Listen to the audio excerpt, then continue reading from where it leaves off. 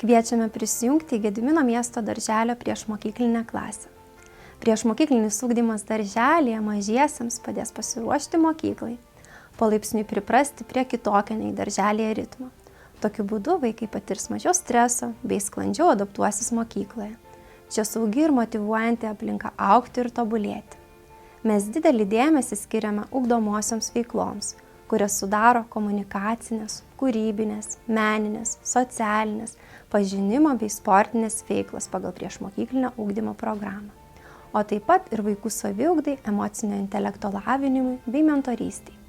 Suteikite vaikams kokybišką ugdymą, o mes padėsime tvirtus pamatus jo mokslo kelionėje, kuri truks visą gyvenimą.